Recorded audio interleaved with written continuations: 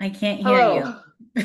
Hello, hello, hello. Because I'll tell you what, people want this recording. They're going to give their firstborn children for this recording, I think. This is something that everybody wants more of, and I'm so, so glad. Hey, Coeur d'Alene, so glad you're here, Mark. We are talking today very specifically about converting your visitors to members. When you look at the chapter traffic lights in your chapters, you will see a category that says conversion. And that is the category, that's the column we hope to increase by the conversations that we're going to have today. So you see the chat, please feel free to use the chat. We also have a Q&A. So as we go along, please put your Q's in there and we will A them a little bit later as we have time. Also, as we are able to type the answers for you, we'll do that, but we do have time at the end for some Q&A as well. And always, as always, as always, use those reactions because we may have a few hundred people on the call today and I sure would love it to know that that's a good idea. You give us a thumbs up, or I've never heard that before. Give me a surprised face. Those are some of my favorites. So that's what you're doing. And who are you doing it with? That's an excellent question. Well, here we are, Anna Rivers and Jenny Butts. I'm the one on the right with the silver hair. And we are so happy that you're here. I bet a lot of you know Anna. If you put in the chat, if you have worked with Anna or if you're Anna's region, why don't you just put in the chat, say Anna, give her an exclamation mark or give her some reactions love. Yay, Anna. Hi, Anna. Hello, everybody, and welcome to the best training you will get all month in BNI. I agree with that. That's my goal. That is my goal. And if you haven't heard my name or seen me, I don't know where you've been, but my name is Jenny Butts and I am the U.S. Director of Learning and Development. And so putting these things together is my job and my joy. And so we are here today, hopefully, to help you not only bring visitors in so they have a good experience, that is part of the visitor host role, but most specifically, we want to help with that conversion process. So to get started, we are going to start very, very macro and then go down to the micro level to get to just the 10 minutes of our meeting that we're talking about today. So I wanted to start with where you fit in the first year journey for any of our members. You'll see several of the leadership team roles here, and they go in chronological order from left to right, the way your visitors encounter them. So they come to a meeting and they are watching in awe, jaws dropped, taking frantic notes at the flawlessly executed meeting that your leadership team is doing. So there's a referral reality check and they're saying, wow, it's real money. This is great. Your president has a good energy, keeping things on time. Your visitors are so impressed. We need to capture that. So we have a visitor orientation. And then we have, there's that. Then we have a visitor orientation. We are setting some subtle expectations for your membership committee because we hope that they will fill out an application and then your membership committee will be interviewing them. That's what the next step is. So that feeds right into your president, hands excited applicants to you. You hand the applicants to the membership committee. They are going to do a little bit more details about the expectations and benefits, how BNI can help their business. And then they are inducted and the world rejoices. And the mentor coordinator helps to make sure that they have the passport, that they're introduced to Member Success Program 2.0. And of course, they wouldn't be a complete first member if they didn't come to First Year Member Essentials with me on the second Tuesday or fourth Wednesday of the month. Shameless plug. So this is how you fit with your visitors. You are right in there ushering them into a beautiful new member experience. So that's how you fit into the whole leadership team. Then if we narrow down what the visitor experience is like, none of this is probably new to you because you have done your visitor host training on Business Builder and either in person or on Zoom. So I'm reviewing this pretty quickly. We have opportunities before, during, and after the meeting so that we can explain things to them, we can get to know them, we can encourage them to take next steps, but we are starting the day before the meeting and going all the way up till at least the day after the meeting. It's not just a one-stop experience. We want to make sure that we take advantage of all of these for engagement. And then when we look at the communication of the visitor host experience to help our visitors, you can see at the top, and you've probably seen this image before, there is a series of emails that will go automatically when your visitors are registered in BNI Connect, that they will get an email when they're invited, they'll get an email when they register, and they'll get an email 48 hours before the meeting. You don't have to do anything for that. We want you to call them the day before to make sure they got all that information. Then they're going to see a flawlessly executed meeting, and we are going to take advantage of their most curious, enthusiastic moment to go through the visitor orientation with them and mark attendance, and then they will go back to automated and personal follow-up. But for our purposes today, we want to focus just on one activity that's happening in the circle. We want to focus just on the visitor orientation. It is a piece of the 20-point agenda. It is meant to happen at every meeting if you have visitors. If you don't have visitors, it's a little silly, but this is why we encourage you to have visitors at every meeting, because it is part of the agenda and we assume that you will have them there. So that's where we're going to focus our energy and our attention. But before we do that, I think we should find out what you are doing. I would love to know what's happening in your chapters, because I know that we have a variety all over the place. So take a few moments to answer our poll that Anna just put here. We want to know, what does your chapter do for the orientation? Maybe it's nothing, and that's the first answer. Maybe the president just thanks and says you can come back. Maybe when the meeting is all done, you have somebody who talks to the visitors. Or you can answer if a couple of these things are happening. Does your visitor host take the visitors to a different place? Is there a breakout room?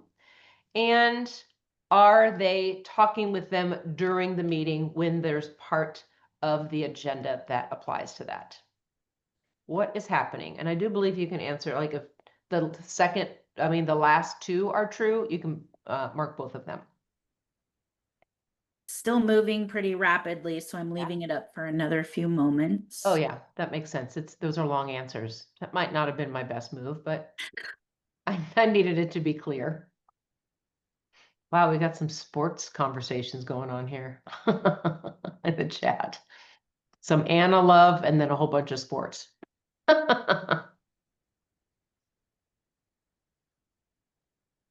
All right, I think I'm going to end the poll. Yeah, 81%. That seems like a good sampling. And share results. Yeah. This makes my heart so happy. Everybody's doing something. That is good. So that means whatever you're doing, your ship is already moving and you just need to steer it. I think the hardest changes happen when there's nothing and you have to go from nothing to something. So I think you're all in a good position. Some of you may not have them go through a special meeting, but if your president is thanking them and asking them to come again, that's something. And I'm very curious, maybe as we have time in the next hour, to hear from those of you who have your entire meeting and it ends, and then someone talks to the visitors. I want to see how that works. And then those last two, of course, are the ones that we will talk about the most. All right, well, that is very good to know. So it's the curious and the already in motion that are on our call today. Hooray. All right, so let's talk about this visitor orientation.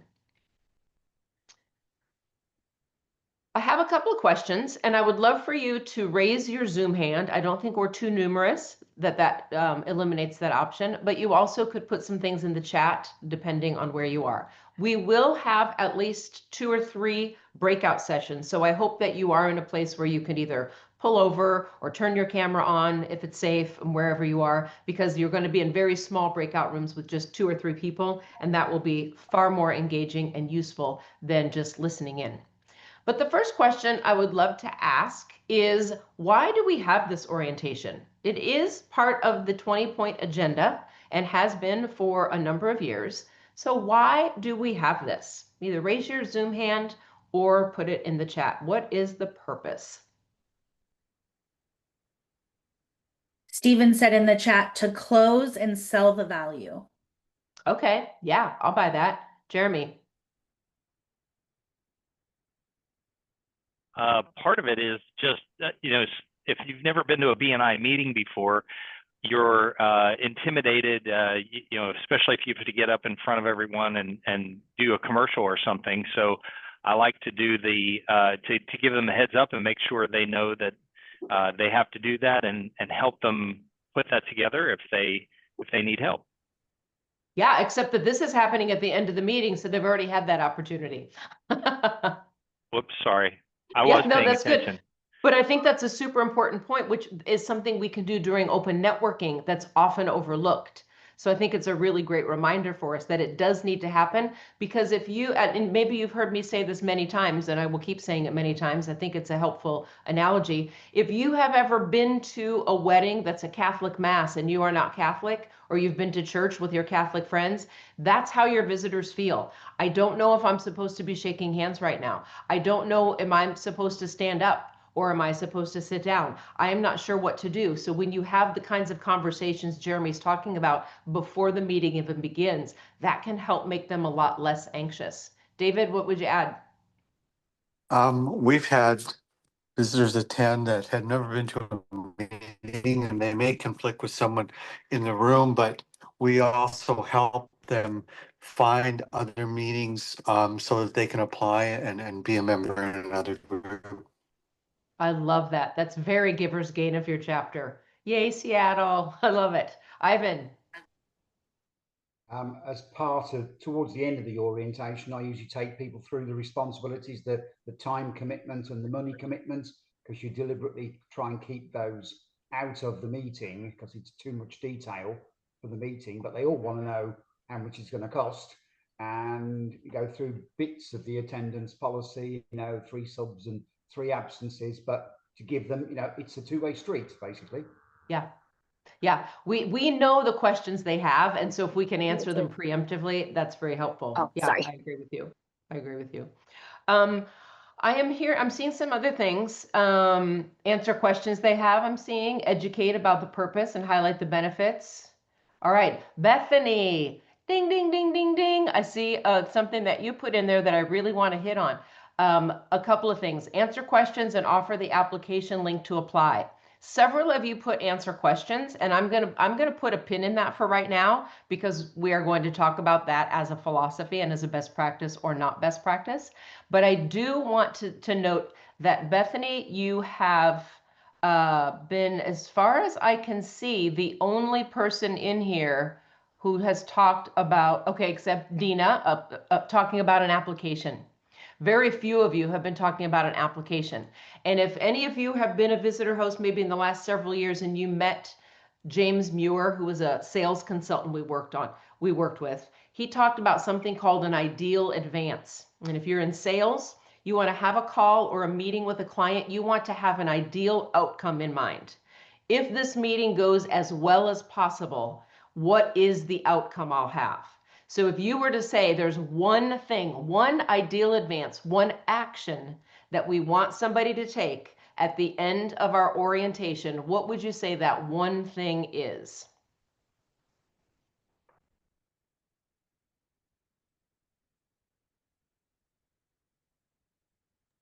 It's in the chat bar. How to apply Yep, to join. how to apply. Yeah, exactly. We want them to apply. So if we could say this is the ideal advance, is to get an application. Your membership committee will decide if it's a good fit.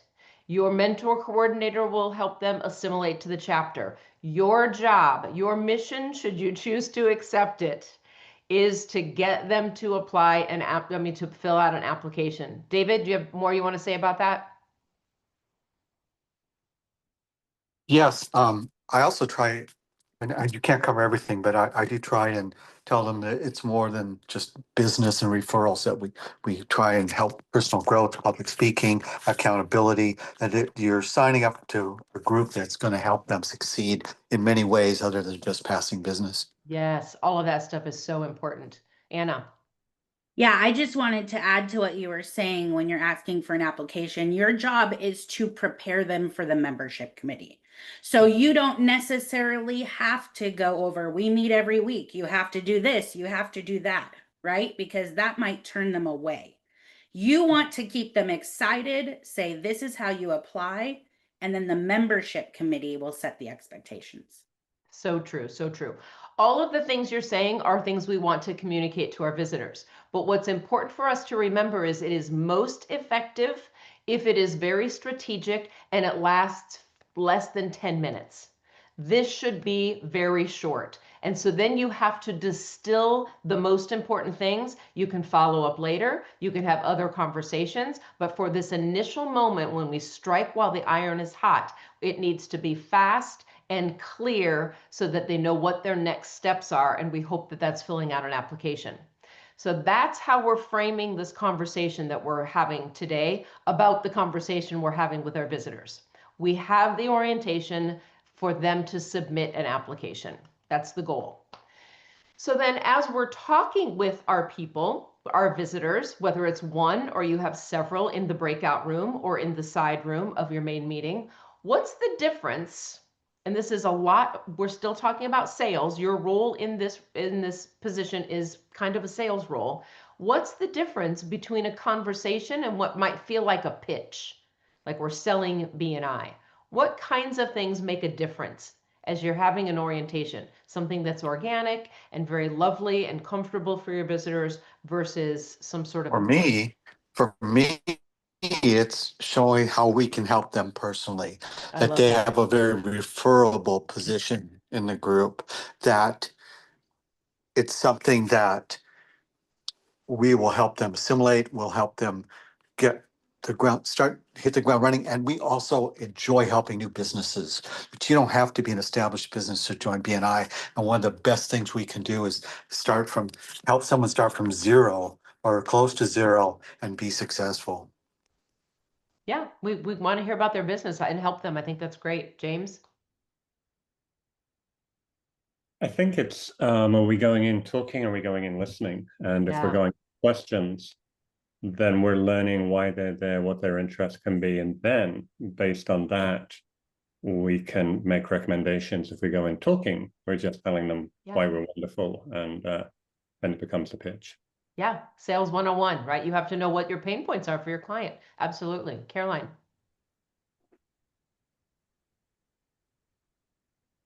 Oops, unmute. We want to hear it. We know it's valuable.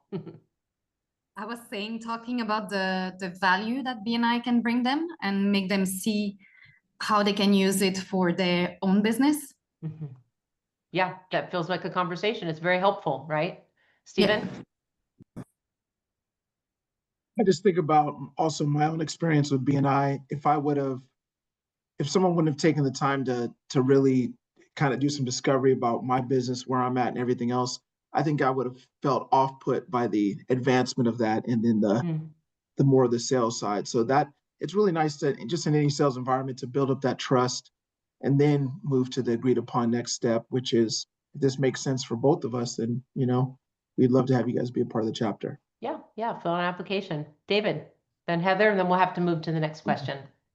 I like that comment. And you take for granted you're in a one-to-one conversation, because we may have 15 guests and visitors.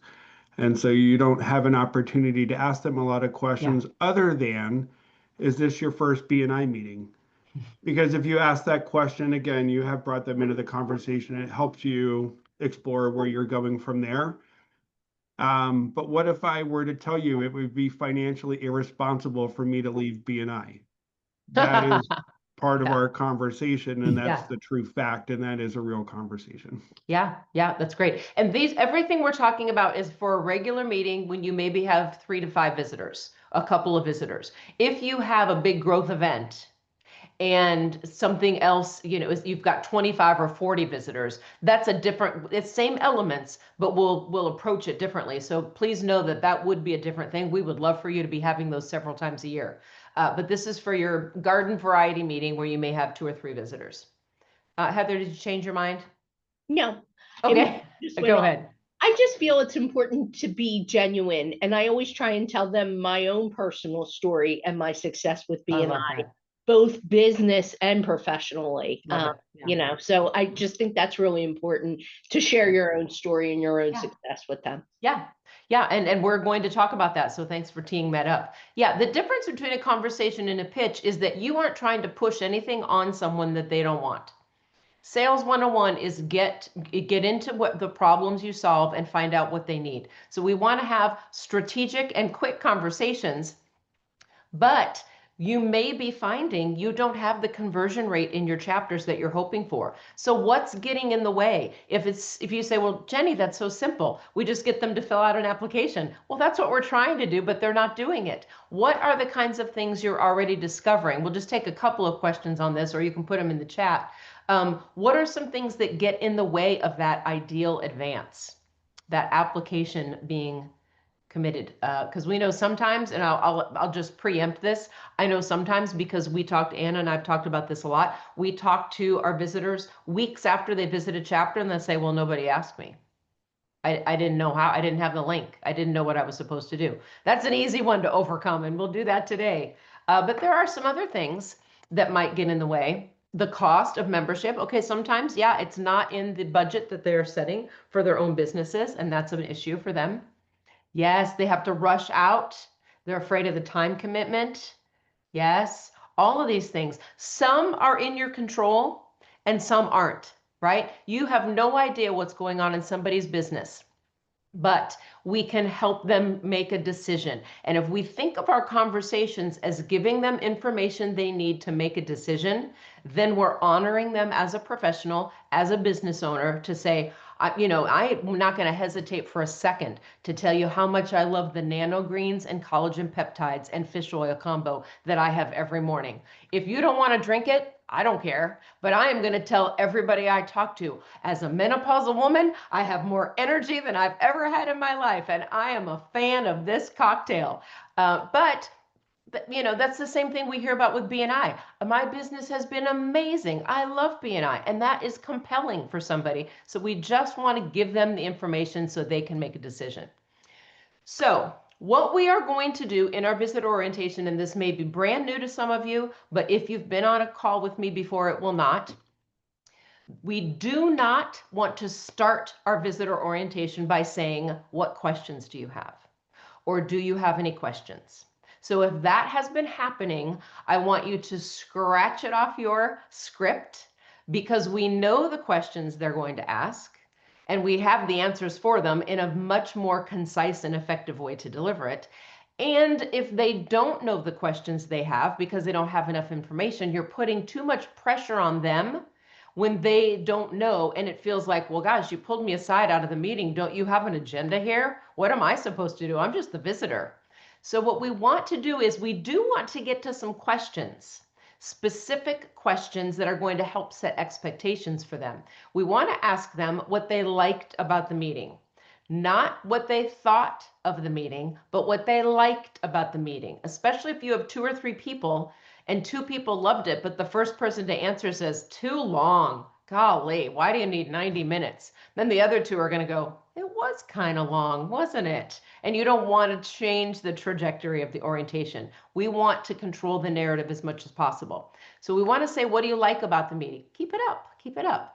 And we also want to, if we have the opportunity, ask them about what they are currently doing to market their business and how it's working for them. This sets a subtle expectation that BNI is not taking time away from their business. BNI is helping them to market their business in a way that maybe they haven't done before.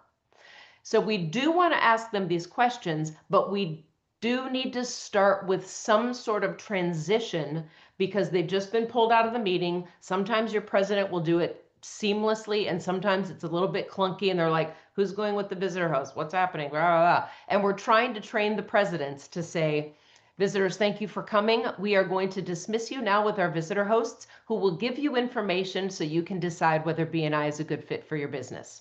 We don't want our presidents to say, we're taking you with our visitor host so they can answer your questions, because we don't want that to be the first thing they think of. So what I would recommend is that you have something that is your voice.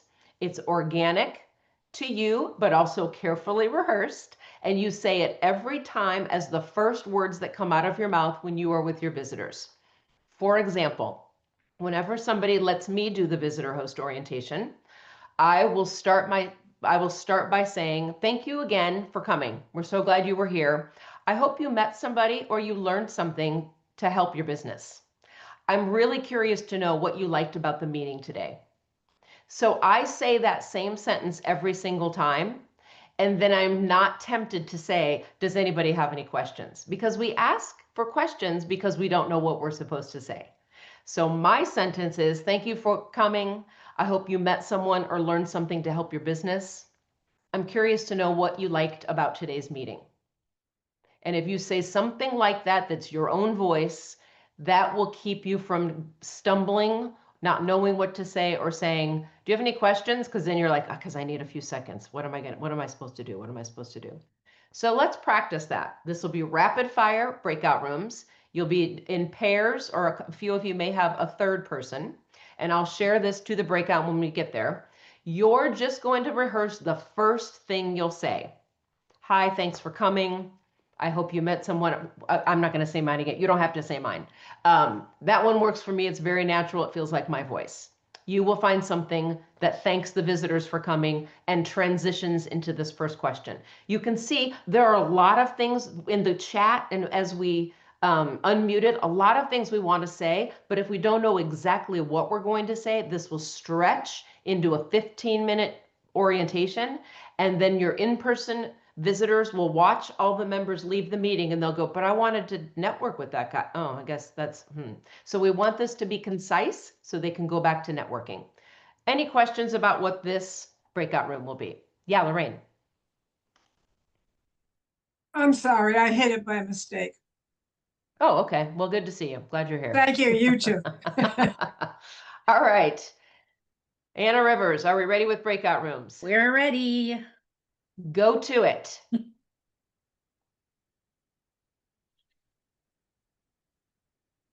You have to be careful to ask that question first, because are you prepared to engage with the answers? I don't know that we always have time for that. We're like, well, yeah, I'd like to meet so-and-so. Let me tell you a little bit about my business. We don't have time for that. Follow-up phone call, right? So I think we want to be real careful about the questions we're asking because we might not have time to answer them. Oh, we're recording again? Anna, you're the best. You're the best. All right. So what were some highlights? Did somebody have a great phrase? You said, I'm stealing that. I want to hear it. We want to hear what other people are saying. I've only ever heard mine. I have never seen the visitor orientation go the way I would like it to go, except if I'm the one doing it. So I want to know what else people are saying. Eric stole mine. Okay, good. Yeah, you're welcome to it. No, I won't charge you rent. I don't sell it to you. It's free. Feel free to raise your virtual hand. Yeah. We can hear from a couple of you. Go ahead, Okay. Carrie. Yeah, go ahead, Carrie. When Shelly and I had our breakout, she said something that I really liked. And it seems really simple, but she just said during her meeting with them, tell me what you liked most about the meeting, versus do you have any questions, or what was something that you wanted more information on? Just tell me what you liked most about it. So I really thought that was good. Far superior. I agree with you. Yeah, Lorraine. I said that it depends on how much, if I've had a conversation prior to the meeting and what their commercial is like. How I start my conversation. It's always, I'm glad you came, etc. But I think a lot of it comes from who they are and what I've already talked to them about. Yeah. And this is, I think that's so important, Lorraine, because it brings up an important point. This is why we are very engaged during the open networking, because I've got 15 minutes to chat with my visitors to get me information, the kind I think, James, you mentioned earlier, like what are your pain points in your business? What's going on with your business? How can I help you? Those are conversations you can have in open networking. And then if you are the person who also does the orientation, or you pass that information along to the person who does it, now that person can go, so James told me that, you know, I would love to tell you a little bit more about how we can save you time because of this membership. So I love all of the different things that you're asking, the things that you want to talk about. What I want to keep cautioning you is we have 8 to 10 minutes. Let's say 8. We want this to go fast. So you can't ask more questions really than this, because then we need to get them the information so they can make a decision, fill out the application, and get back to networking. As long as they know what their next steps are, they have time. We're going to follow up with a phone call anyway. That can be a different workshop, but we want them to get the information they need so I know what I'm doing next. All right, so in that vein, I want to give you a little bit more information. Yeah, Paul, did you have something to add to that? Well, just a quick question. I know you're saying 8 to 10 minutes. What time is visitor orientation supposed to be finished as well? Is it coincide with the end of the meeting? Yes. Because sometimes like it just seems to keep going even after everybody then leaves. Yes, that is the point, Paul. That's why we're having this workshop. It should not. Because if you go back to a main room after you've been in the visitor orientation breakout room, or you walk back into the main room in person and everybody's gone, that's the last thing a visitor remembers, and it's not a good feeling.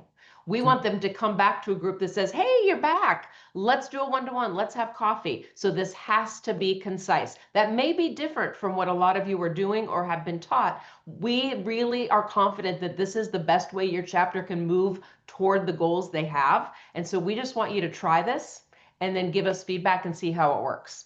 So thanks for bringing that up, Paul.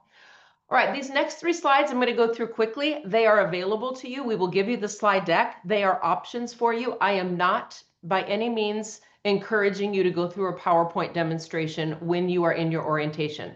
It is helpful information for you to have, and you may find a way to talk about it in a concise 1 sentence or 2. One thing that, again, why we're not asking a lot of questions, people need new business. They need leads. Lead generation in every survey marketing groups do. Every survey says, this is what I need most. And of all of the strategies people do to get more leads, referral marketing, networking, word of mouth, anything you want to call it, what we do is by far more effective than anything else.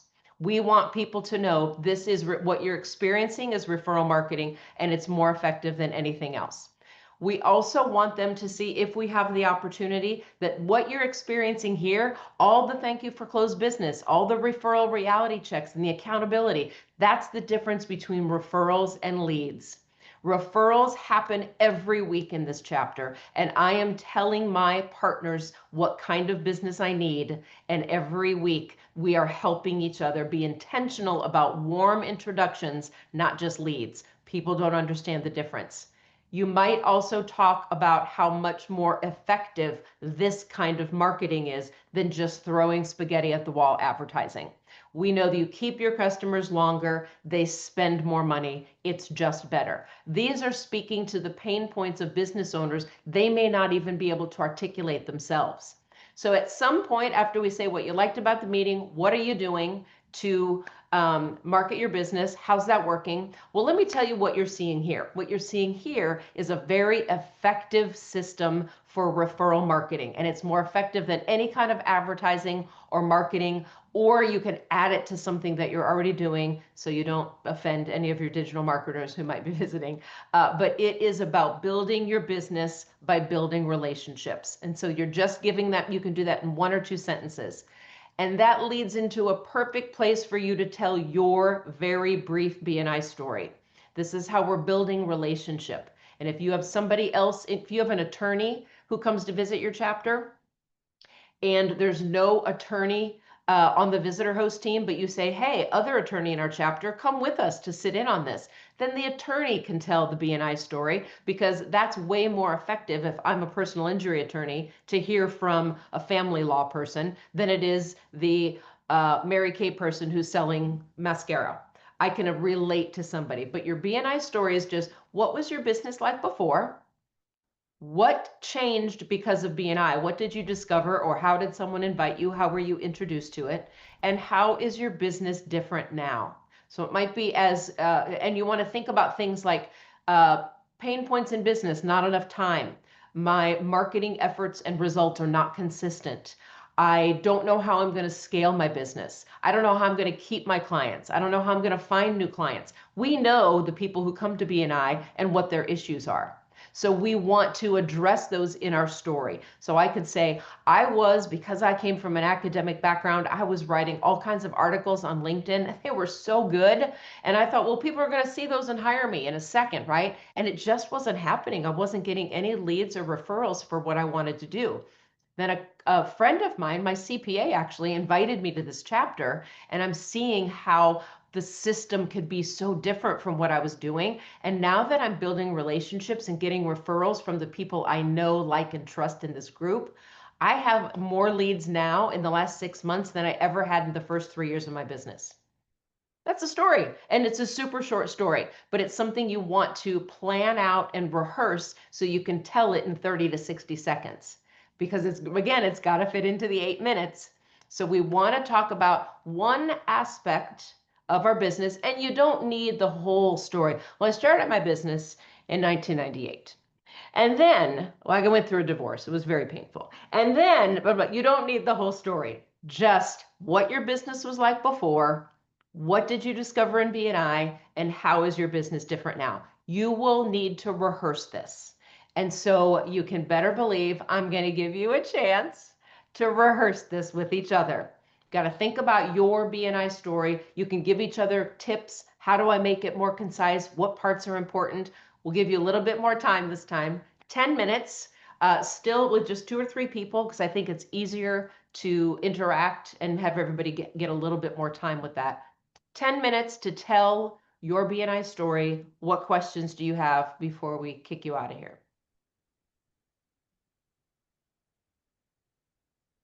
Excellent. You're good listeners, good students. All right, Anna, send them on their way. There we go. For all of you going through these, I'm realizing I was telling Anna while you're in the breakout rooms, we should have had 90 minutes for this because the time is just going so fast. Oh, well. Okay. We have very short time, but if somebody heard a super compelling, brief story, I'd love to hear what somebody else heard and you were like, now I know what I'm going to say. What was a really good BNI story that was clear about maybe the pain point? You can put it in the chat or you can just unmute.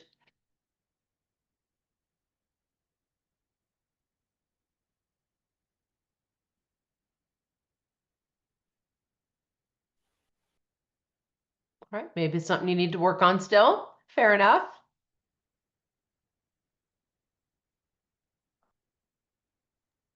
Nobody likes silence, so I'll chime in if that's okay. Okay, Megan. In my group, I talked about the fact that I came to BNI as a copier salesperson, having a social work degree, so that makes total sense. One of the things that I said was I hated cold calling, so I used the lovable line I've heard forever is that BNI is the cure for the common cold call. That is a great little niche-y thing. People laugh at it, they smile, they think it's amazing. But honestly, developing the relationships for a product that has a buying cycle between 3 to 5 years means I have to get in there and talk with people at the right time. And relationship buildings is what you have to do. And meeting those contact spheres and those people is what it was all about for me. So yes, it is sketchy, but it catches attention. So yeah, that's good. Pretty clear and very short. Stephen. I was talking about one of the kind of additional benefits from BNI is the knowledge base that you have access to. My day job is I run a large senior living corporation, but my moonlight job is running a small commercial cleaning business. I know how to run a corporation. I don't know much about running a small business. So having access to 50 other small business owners has been a tremendous value add. You know, to me, the referrals are gravy. That like knowledge base of being able to talk to a guy who's owned a mechanic shop is way more valuable to me. Oh, I love that. And that's something that's maybe even a little unexpected, that people be like, oh yeah, I can have resources for my clients and I can learn how to run my business. I love that. I love it. Yeah, these are some really good. Ready? I'm going to let you be the last one, and we're going to move on to the next thing, because can you believe we only have a few minutes? Yeah, so I kind of brought up the same thing that Stephen said, that there's a lot of knowledge and the business owners who are there. And what was brought up in our group is for the new members or fairly new business owners, that could be something that's very valuable to them. But kind of in listening to where other people are at and what they have to say, because we are in BNI to give out referrals and get more business and stuff like that. So reading the people who are visitors and seeing how you can relate to them. Yeah, so good. Yeah. All right, so then there are a couple of things we want to cover real quick, and then Anna has an explanation of something that's new in BNI. I want to make sure she has a few minutes to do that as well. One of the questions that people will want to know, and this is why we cover the information, is about time and money. These are the things we never have enough of. So we don't want our visitors to leave without understanding, at the minimum, what is the time commitment and what is the financial investment. And what I want to say to you, if you hear me say nothing else about this part of the orientation, is that we don't want to say how much something costs. Let's not use that word. We want to talk about financial investment. We get an ROI on things we invest in. We don't get an ROI on money we spend or the cost of something. So when we start to set those subtle expectations for the membership committee's interview, we say, this is the time commitment and this is the financial investment. So I would get yourself comfortable. We did have another breakout room planned, but we've had so much fun, we're not going to be able to do that one. I would get yourself comfortable with the verbiage that you'll use to say something like, our weekly meetings are 90 minutes, and it's really important that we all be here for those. That's why we have an attendance policy. You'll hear more about that later. And then the real magic happens in the relationships, because we have one-to-ones each week with each other. So we get to know each other's businesses. And this fits really nicely into what a lot of experts talk about we should be doing for our marketing for our business. Again, connecting BNI to marketing. So however you want to gloss over in 15 or 30 seconds why we get together. This is a weekly commitment, and we are having one-to-one, so it's not just 90 minutes. Now you've alerted them to that. They're going to have questions later, or they can talk to the membership committee. You do not need to go through the whole attendance policy. You don't have to talk about substitutes. You don't have to talk about times you're not going to meet because of the holidays. You just say it's important that we be here together and we build relationships, so they know that that's built into it. Yes, David. I just want to say that we do the one-to-ones because instead of handing someone a card, it's a warm introduction. Yes. And the warm introduction is the meat and potatoes of what makes BNI work. And when I'm introduced, I'll shut up in a second. When I'm introduced by a fellow BNI member, they often don't even take another estimate because they trusted the guy who introduced me, who referred me. Yeah, for sure. Yep. I think that's the effectiveness of what we're doing. Now, especially when it comes to the finances, the people are going to say, how much does it cost? You're going to answer with different language. And you'll probably start by saying, well, a 5-year membership fee, the 5-year commitment, the 5-year investment is whatever it is. And this is a sample from one of your regions. You may be more or less than this. That's for people who really want to commit to it and build the relationships, and they know that it's going to work. If that is too much of a commitment right now, we also have a 2-year membership, and the investment for that is $18.90. And if you're still not quite sure that you want to invest in that, we recommend maybe investing in a 1-year membership. It's $10.99 plus the $2.99 application fee or processing fee. And when we start with 5 and then go 2 and then 1, more people tend to land at 2. And that's good for your chapter, because then you don't have to wonder if they're going to leave after the first year. They have a lot of time to build relationships. So language, we want to talk about investment, and consider how you will talk about 5-year membership, then 2-year membership, then 1-year membership. If that's kind of uncomfortable and you're just getting used to a lot of this, you could just say, we have a 1-year membership and the investment is $10.99. That's up to you. We don't have time to practice the facts, but isn't that a nice slide? It really is. All right, Anna, I'm going to turn this over to you, and you can talk about the importance of the fact that we will follow up for phone calls, and then what the new process is as of October 1st. Yeah, if you don't mind just going to slide 19, I just want to make sure to get people out on time. So hopefully you've heard that as of October 1st, we have this new apply and pay process. So for those of you who are talking about the application QR code, the cool thing is it lives in all of your BNI Connect apps now. So when you're making the ask for someone to apply, you can give them the QR code from your BNI Connect app. When they submit that application, apply and pay, they submit payment at the same time that they apply. Slide number 25, the benefits, please. I'm jumping around just because of the sake of time. Yeah. So switching to apply and pay, it really simplifies the application process. It will improve the applicant experience. Of course, for your membership committees, it accelerates payments. So there's no more chasing people for payments once their application is approved. And because there is a 10-day approval window for membership committees, it minimizes the wait time. So we want to strike while the iron is hot. So for you as visitor hosts, what does this mean in the visitor host orientation as far as setting expectations? And really quick, I do want to say it is 2 o'clock. So if you have to leave, feel free, but we would love for you to stay. So next slide, please. Thank you. Just like you don't have to set the visitor up with all the expectations of you have to be here every week, you have to do 1-1-1 every week. You are prepping them as best as possible for your membership committee.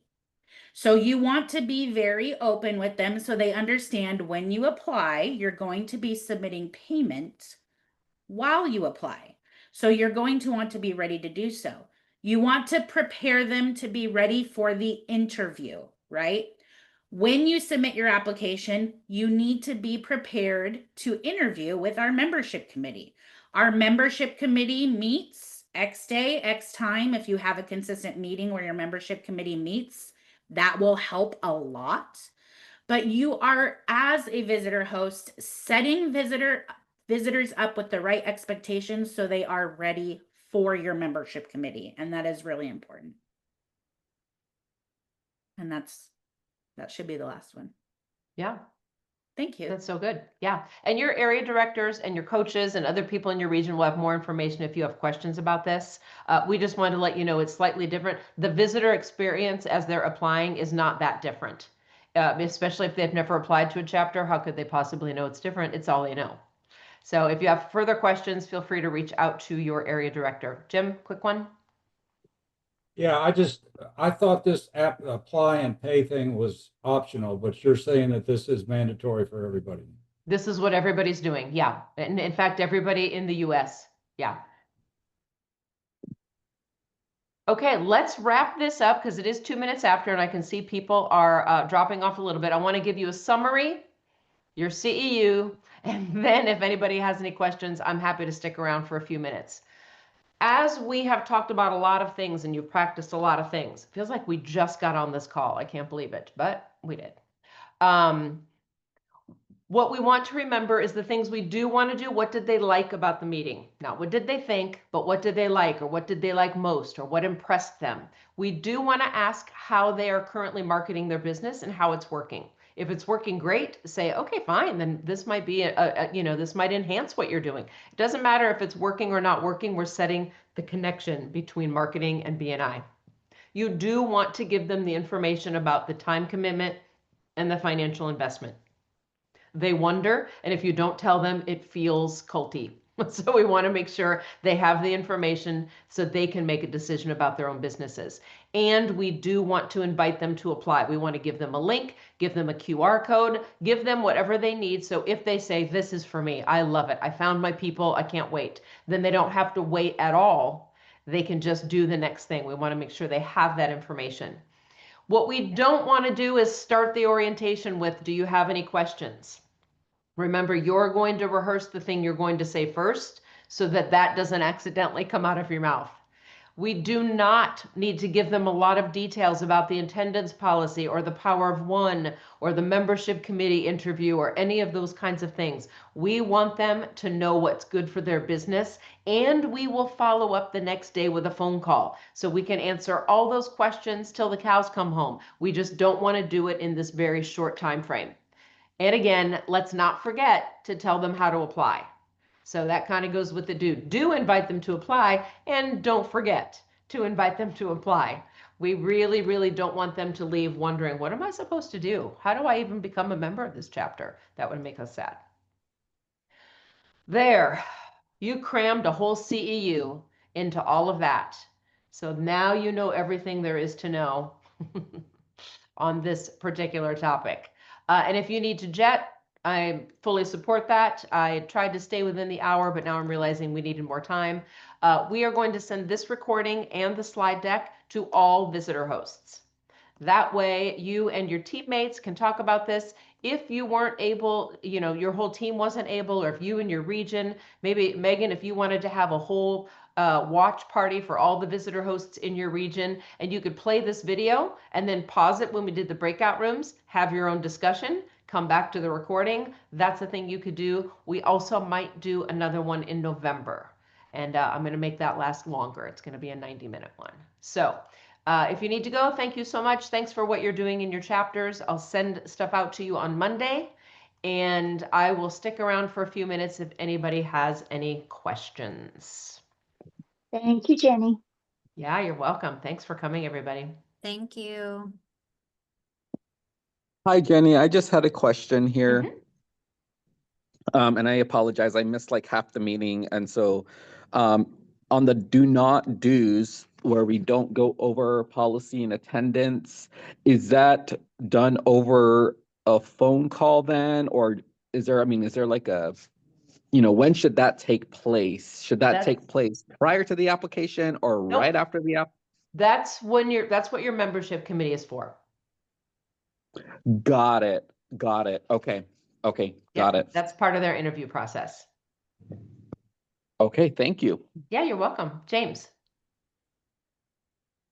Yeah, thank you. I did put this in the chat earlier, but I did want to follow up. We have, after the meeting, there was like 4 of us that went back and talked to the visitors, and that was not good. Is it normally just one person that does that? Because I'm having a discussion with the president right now and feeling that multiple people talking to visitors doesn't work well. Do you mean the number of people who will go with the visitors for the orientation? Yes.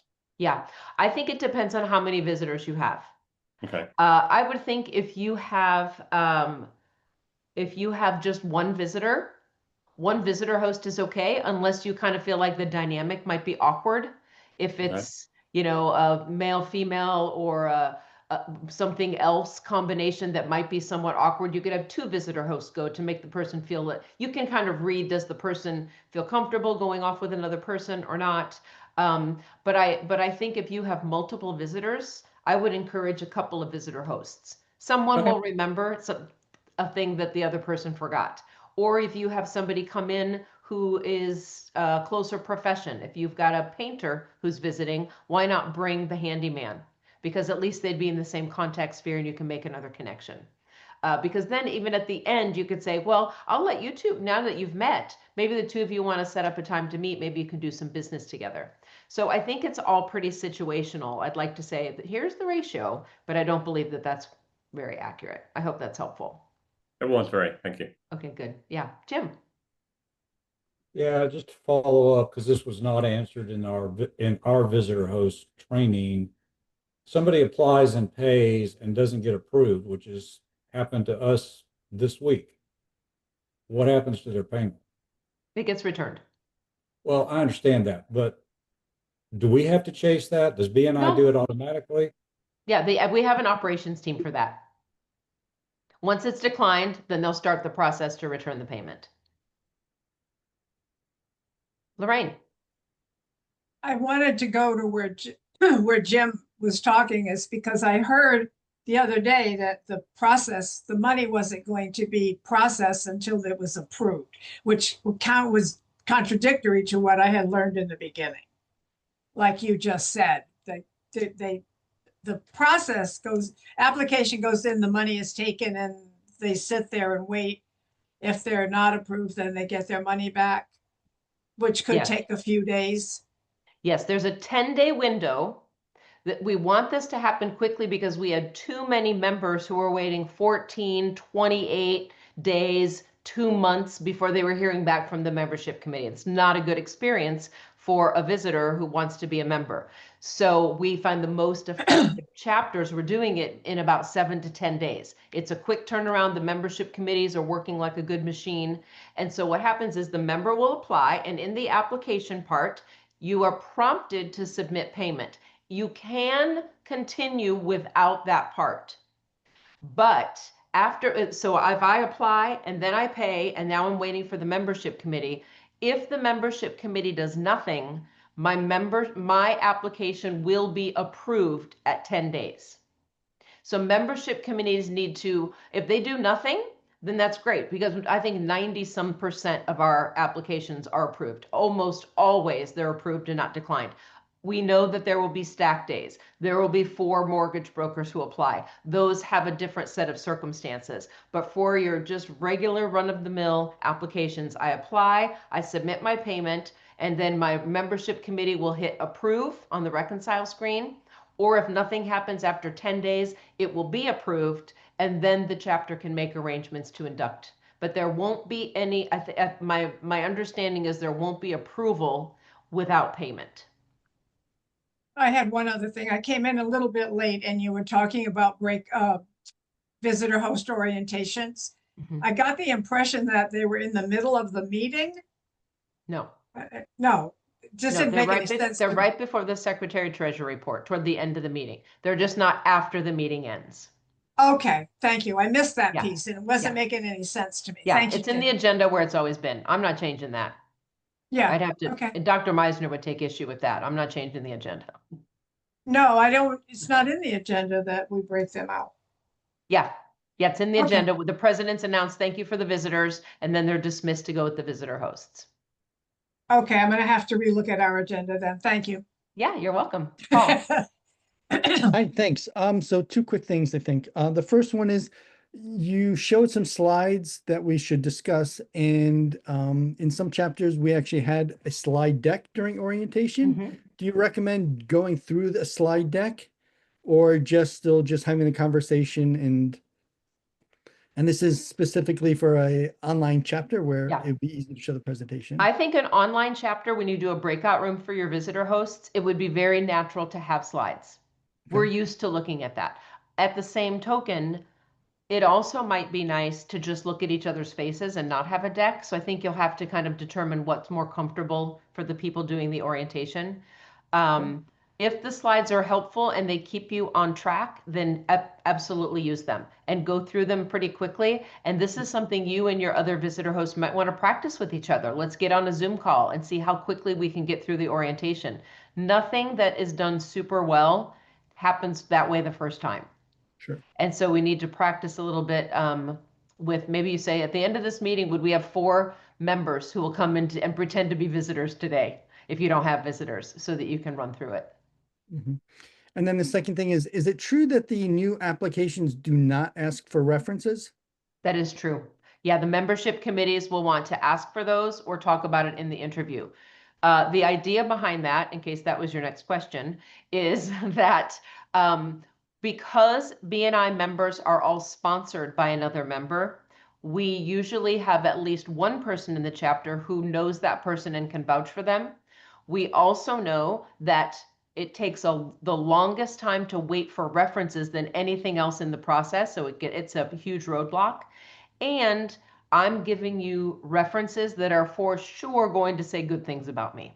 It is very, very rare that I'll say, so tell me a little bit about Alana Moreno. And they'll be like, red flag central. Don't let her in. She's terrible. Your references are going to say good things about you. And so they thought, as we streamline this, we didn't want the application to keep taking 15 or 20 minutes. We want to get it done as quickly as possible. Let the membership committee have a relational conversation. And then you can ask for references, call the references, and do that stuff kind of on the side, but it doesn't get in the way of the process. That was the Okay. thought behind it. So membership will be responsible to get the references and do what they need to do with those. Right. Or is that an optional thing now? It is optional. Even Optional. Dr. Meisner has said, if somebody's coming into the chapter, but Shelley Burt knows them, and Shelley says this guy is a good guy, it's good enough That's for me because I trust Shelley. She's been a perfect. member of my chapter for 3 years, Okay, Yeah. great, thanks. But it is an option, so membership committees can decide whatever they want to do. Well, okay, not whatever. That sounds like we don't have any policies. They can't do whatever they want to do. We do have policies. Jenny, can I go back to that agenda? Yes. In my chapter, it's there. In one of the chapters that I support, their agenda is, is there a specific agenda listed somewhere? Because theirs is, they don't have a lot of the things in their agenda. Are they online or in person, Lorraine? In person. Then they're just in violation and we should come whip them with wet noodles. Yeah, I'm gonna beat them up when I go next time, but in Well, the this is meantime, why, Lorraine, this is why we want everyone who's in a leadership team role to sign the leadership team agreement so they get the chapter operations manual, and this specific 20-point agenda is in the manual. And that's Okay. also why we are pushing for chapters to use BNI Plus, because those slides are in the order of the 20-point agenda as they should be. So we're trying to get our arms around everybody to have the best meeting possible. so our area director is meeting in 2 weeks with that chapter. So I'm going to talk to her Yeah, so that it comes from a little bit higher than me. yeah, So, but yes, thank Yeah. you. yeah. Where are you again? Who's your area director, Lorraine? Marnie, Okay, yeah, the two of Marnie, you can, yeah, she's awesome. She's just come into our Yeah. region and she's pulling it together. I really appreciate it. good. So, yeah, yeah. you guys can be a unified front. That'll be Yes. effective. Yeah. Well, Mhm. thank you. Yeah, you're welcome. Okay, anything else? Just, I know several people in here have said something about those weren't our prices when I showed that slide. Every region might have different prices. So that was just a sampling. I think that was Anna's Portland, Oregon region as an example. Yeah. Jenny, I have a had one more question. Yeah, Jordan, go ahead. For the leadership team, and again, I'm not in leadership, so I don't know. So I'm just curious. Do we, when we do annual renewals, and or we're sponsoring someone, or they're going to be a part of BNI, are we verifying that their business license is also active with the Secretary of State, even when they're renewing? Do we have a process for that? Because I That's know not that a bad idea at all. Yeah, I think if we do 7-month check-ins with every member every year, we probably want to make sure everybody still is licensed and bonded and insured. I mean, I don't know that Okay. very many membership committees do that for renewals, but it certainly isn't a bad idea. Okay, curious. Thank you. Yeah. Yeah. I see you're going to be on the membership committee next year, Jordan. I also have a question. Yeah, go ahead. So I'm an ambassador in my area. So Okay. I go to a lot of the other chapters along with my own. And it's a little bit off topic of visitor hosts, but so when I've seen a lot of renewing members decline to renew, and their biggest complaint, or their biggest reason why, is the rising cost of BNI, the lack of support that and the lack of actual resources that BNI gives doesn't equal out. And I've also, this is from 1 to 5, 1 to 2 year members, 3-year members, they don't want to renew.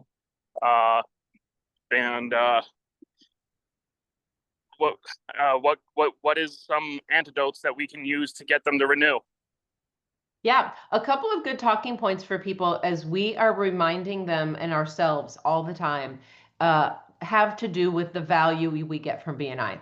I would say those people have not taken advantage of the resources, rather they don't know about them, rather the fact that they don't exist. because we have more resources and trainings and documents and things to help our members than we've ever had in the 13 or 14 years I've been involved in BNI. So it's not that we don't have them. It's an access issue, and your regional team certainly should be able to help. So you can reach out to your area director or any coaches. Resources exist. And what we want to point them to when they have a question about resources is to say, what are your goals you have for your business in this chapter? Because if they say, I just want to break even, then you can say, did you break even? If they say, I wanted to make 10 times my investment, did they make 10 times their investment? What is the goal they have? And then it's really easy to log into the app on their phone. And on the home screen, it will say revenue to my business. And you can look at that. It's right in, literally in the middle of the screen, revenue received to my business. And I was just looking at somebody's recently, and it said in the last 6 months, it was $26,000 and something for whatever business that was. Yeah, that's what it looks like, Alana. And then you can say, well, what was your membership? So if you paid like $1,049 and you got $26,000 worth of business, what were you hoping to get?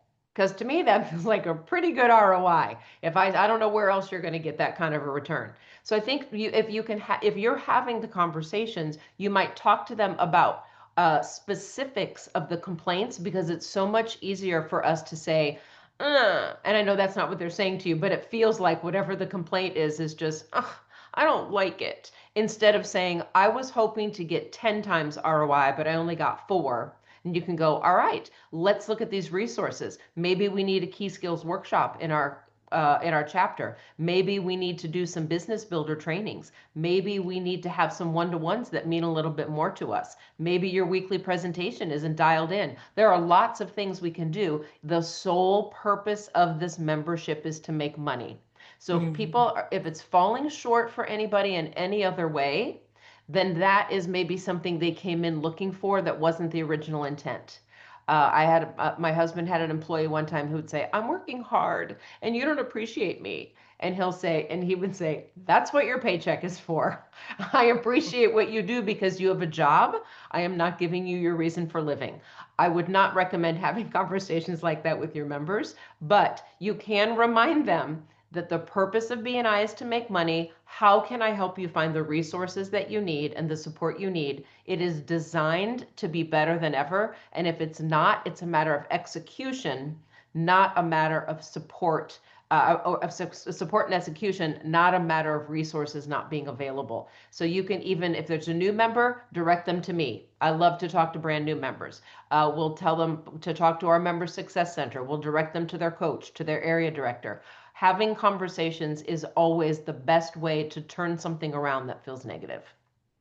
I feel very I'm going to interject real quick. I always have a party trick that I like to show when I talk to members about this. I'm also an area director, so I try to have some great things in my pocket.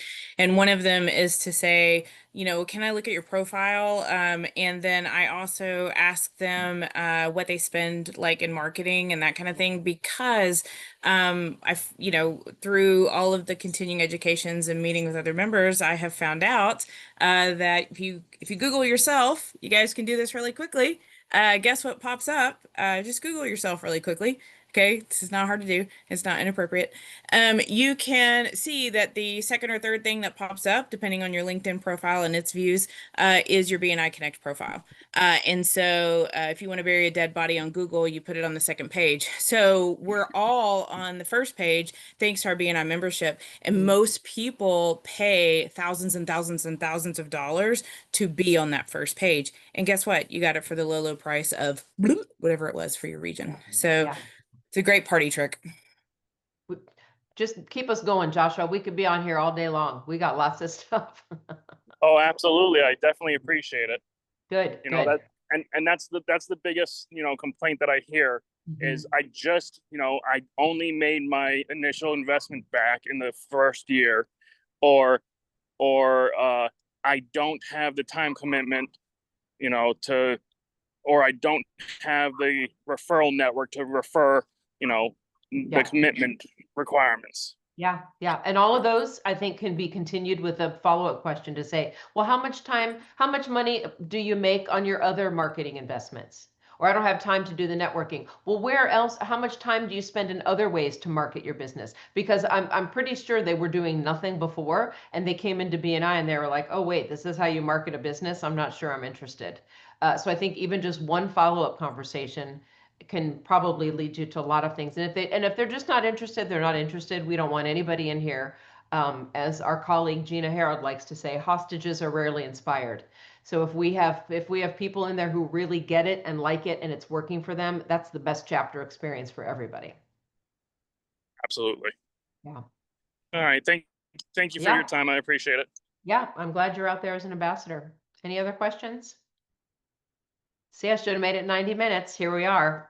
You, Jenny, you're the 24 minutes in. essentialist. We can ask you questions about almost everything in BNI, and you're the essentialist, and you have the answers. If it's basic, I'm on it. There you go.